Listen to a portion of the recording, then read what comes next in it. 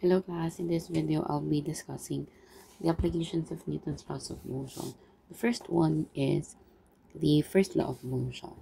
Okay, so let's first recall the first law, law of inertia. So the law of inertia states that an object at rest remains at rest and an object in motion will be in motion with constant velocity unless acted by unbalanced force.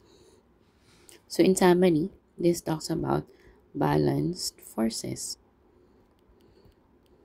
So when the forces are balanced, that means the object is in equilibrium. And two conditions in equilibrium, we have first that the object is at rest. Second one, that is it's moving with constant velocity. What's the common between these two? Both will have an acceleration equal to 0 meter per second squared. And if the objects are balanced, therefore, the summation of forces is equal to 0. See, for example, there's a ball on the ground and the ball has the weight directed downwards. It will be supported by a normal force. And see, for example, there is an applied force towards this side. Okay, applied force and a certain amount of frictional force, okay, on the other side. So if these forces will be equal but opposite in direction, so they cancel out each other in balanced forces. If the forces are balanced, again the summation of forces is equal to 0, hence the object is in equilibrium. Okay, so we'll apply this in tension. Okay, just a quick recap. Free body diagram, a representation of forces acting on the object. Okay, because forces are vector quantities, vectors. Okay, so we have to indicate the directions. Okay, using the arrows. So see, for example, here, a boy running. Okay, so there will be normal force, the weight, the applied force, air resistance, frictional force, indicated by arrows. Okay, if the object is in an inclined plane, we have here the inclined plane, weight is directed downward, normal force is perpendicular to the surface, we have the applied force and frictional force. So this is the free body diagram. Okay, if you're pulling something, so we have here the applied force. I mean, this is pushed downward. Normal force, the support force on the ground, gravity, and frictional force. So this is the free body diagram. Okay, so if we have this object, see for example, we have a hanged object. So we have here the weight of the object directed downward, the tensional force, and another tension. So this is the free body diagram. Okay, if the forces are at a certain angle, then it will be easier to solve using the component method. So meaning you get first the components. Okay, so if the summation of forces is equal to 0, you get first the summation of forces along the x and the summation of forces along the y. That will also be 0, but it will be easier to solve by components. Okay, so one of the applications of the first law is the tension that is at rest. Okay, I mean tensional force in objects. This is transmitted through string, ropes, or cable. So when it is pulled tight, so kapag ka batak na batak yung pagkakahatak sa kanya. So if pag ganito, walang tension force. Okay, unless ito ay permanent na. Okay, pero ang magiging tension force natin is kapag ganyan, meron tali, tapos nakahang siya. So, we'll try to solve this. Okay? So, halimbawa, one is connected horizontally to the wall. Then we have this, and then we have equal forces or equal tension, angle, and then a certain angle. Okay? So, I'll try to discuss it quickly as fast as we can para madali ding isolve. Okay, so I wrote here guide in solving tensional force. Number 1 is to illustrate the given and draw the free body diagram. This is very important. The next is to write the components of the forces, then solve for the summation of forces along the x and the y. Then do the necessary mathematics. So let's have this one. Determine the amount of tension force present on the string if 5.6 kilogram box is being hanged on both ends, making 30 degrees on one end and 45 on the other, both from the horizontal line. So let's rewrite the problem. Okay. So here, so step 1 is illustration. So if this is the ceiling, then we have here a box. Okay. A box. Okay. So we have here a box, and this is hang. Oops. Here. Sabihin natin na nakaganyan siya. Okay. Nakahang. Then, making an angle of 30 degrees.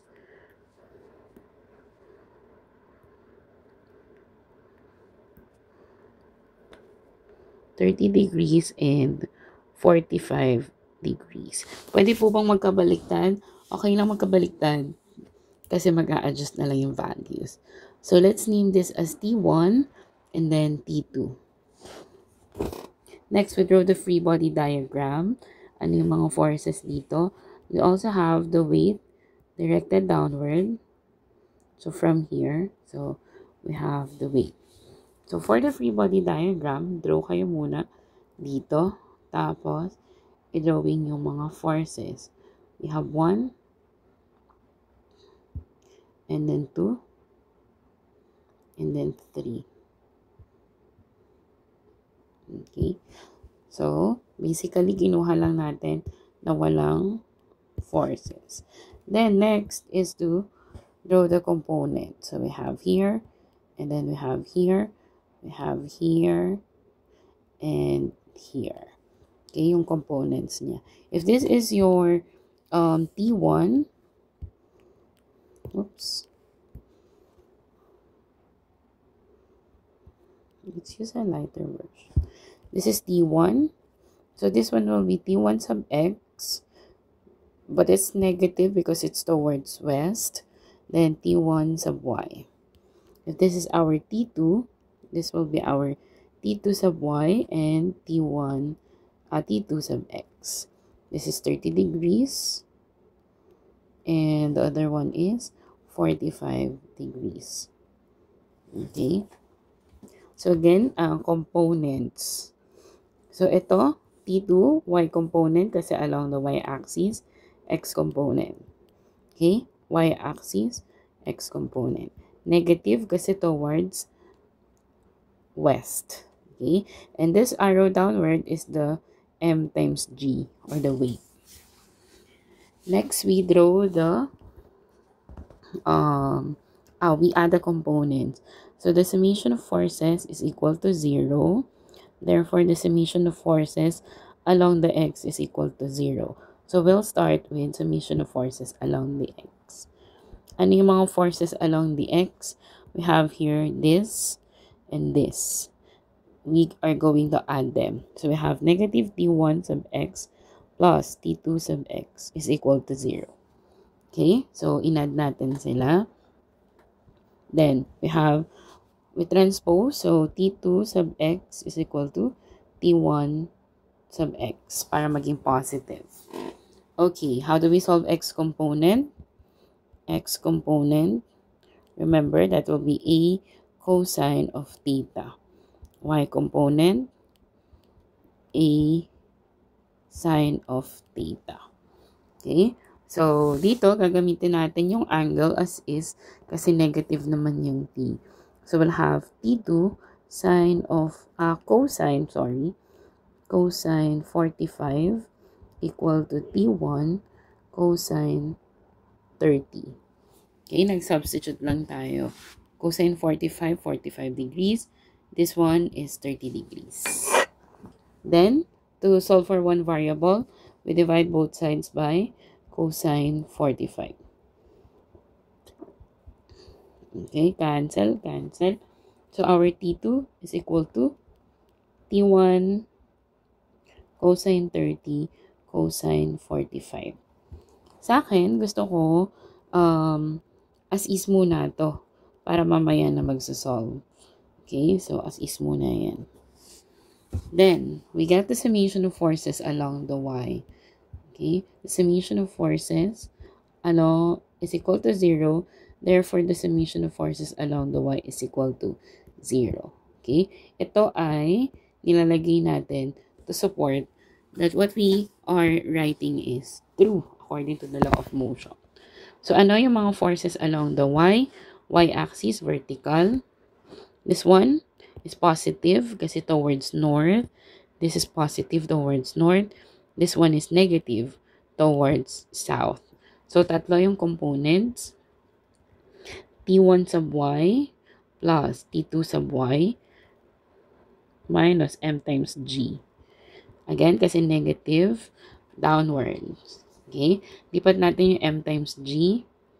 And then, palitan natin yung T1 sub y. Magiging T1 sine of 30 plus T2 sine of 45. Okay? Kung ano yung angle niya. Next. It will be easier kapag pag magsasolve tayo ng same variable. So, halimbawa, ito, magkaiba silang variable, di ba? Mahirap i-solve. So, sa math, kapag meron tayong y is equal to 2x, then we have x plus y is equal to 8. So, we substitute that. So, that will be x plus 2x is equal to 8. Then we have 3x is equal to 8. So, x is equal to 8 over 3. Okay, sample lang yan. Then, ito, gagamitin mo to solve for y. So, parang ganun lang din yung ginagawa natin. So, itong T2, papalitan natin ngayon nito. Okay, kasi sabi natin T2 is equal to that. Okay, so, substitute. Okay, lagyan ko lang ng arrow para mas madaling makita. Okay, so ito yan. Okay, next. So, substituting that will give us T1 sine of 30 plus. Yung buong T2 magiging T1 cosine 30 over cosine 45. Then, meron pa dong sine 45. Equal to, ano yung kanyang, move natin to. Ano yung kanyang mass? 5.6. 5.6 kilograms multiplied by 9.81 meter per second squared. So, solve. Yung weight muna, ang weight ay magiging 54.94 newtons. Okay? Then, ito, pag ilalagay sa calculator, kuha tayo ng calculator. Ito. Sine of 30, parenthesis plus. Multiply na lang yon cosine. Ayan. Sine 30 plus cosine 30 times sine 45 over cosine 45. So that will be 1.36. So we'll have here T1, then 1.3660. Okay, better if 4 decimal places. Then divide both sides by 1.3660. 1.3660. Cancel. So we'll now solve for T1. T1 is equal to 40.22 newtons. Okay? So, meron ka na ngayong value ng T1. So, paano isa-solve si T2? Yung kanina na ginamit, ngayon, siya naman yung isa-substitute natin. So, from this, T2 is equal to, our T1 is 40.22 newtons, cosine 30 over cosine 45. So, T2 is equal to 49.26 Newton. Okay? So, as you can see, mas malaki yung T2 kasi mas malaki yung angle dito. 45 degrees. Okay? So, ayan. Alright. So, we're able to solve that. Next. Yan din yung sagot. Paano naman kapag ganito?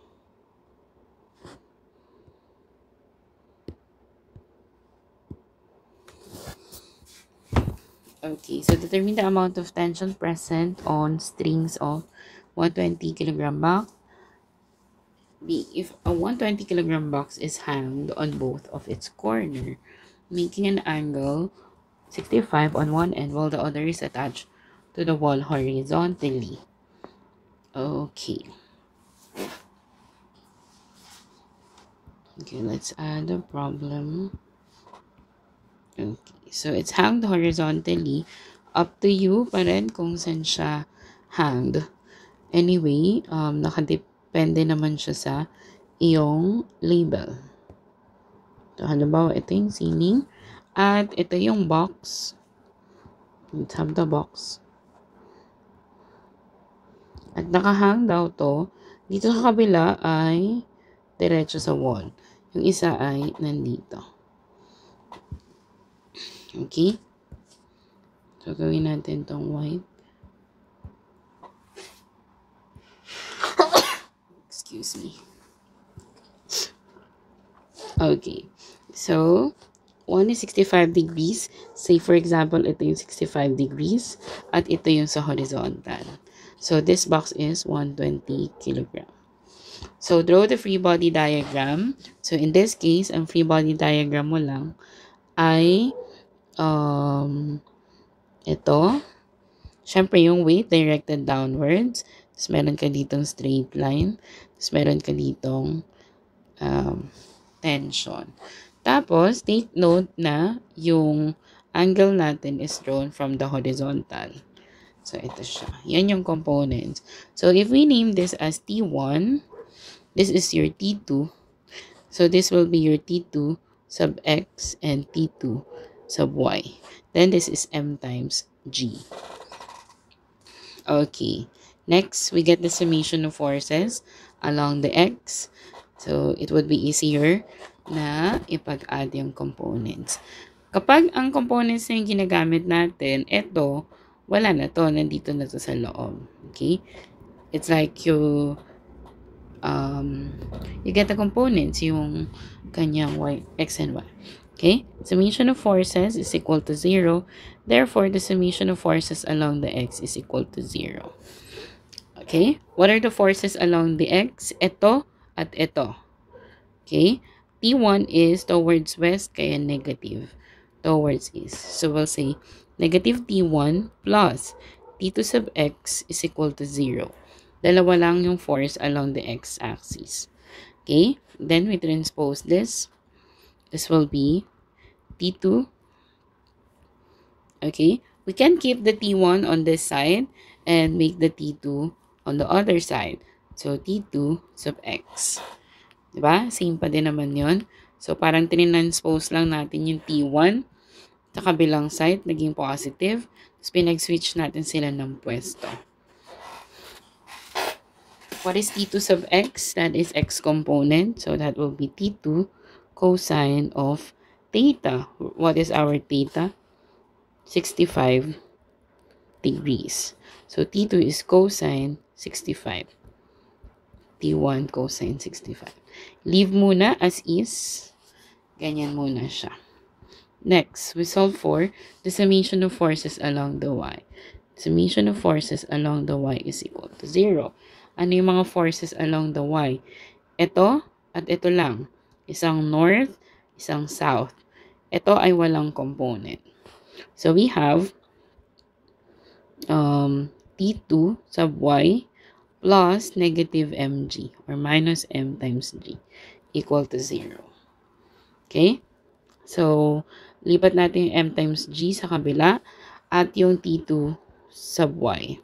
Yung T2 sub y natin is T2 sine of 65 equal to m times g. So, from that, we can say that we can divide both sides by sine of 65. Okay, ano yung mass natin? 120 kg.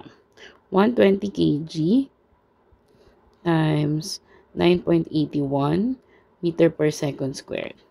Diba yan yung, then we have T2 sine of 65. We divide both sides by sine of 65. Cancel. So, T2 is equal to, solve sa calculator, that will be 1298.90 newtons. Okay. Next, we solve for the T1. So, using this equation, so our T1 is equal to T2 cosine 65 equal to 1298.90 times cosine 65. So, T1 is equal to 548.94 newtons. Okay, so, ganun naman siya kapag yung isa ay horizontal lang. Dito kasi sa kanina, vertical. Okay? Okay. This is another solution, pero parehas lang din naman yan. So, sinolve natin. Okay, next.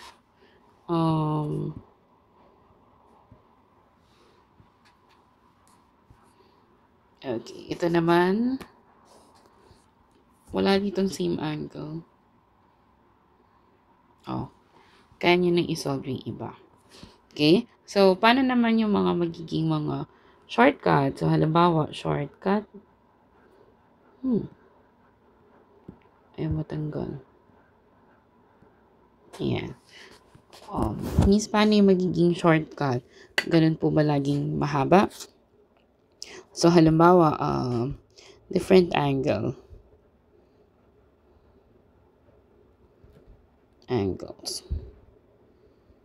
Okay, so if we have different angles, ito, at ito, at ito. Laging may weight downwards kasi, syempre, yun yung isosupport nila. Okay, sabihin natin na ito ay mas mataas. Okay, so if this is your T1 and this is your T2, and this is M times G, take note that the summation of forces along the X is equal to 0. Ano yung mga forces along the X? So we have here the T1 sub X and then the T2 sub X. Equal yan. Okay? So that means T1 sub X is equal to T2 sub X. So T1 cosine, sabihin natin theta, at ito ay phi.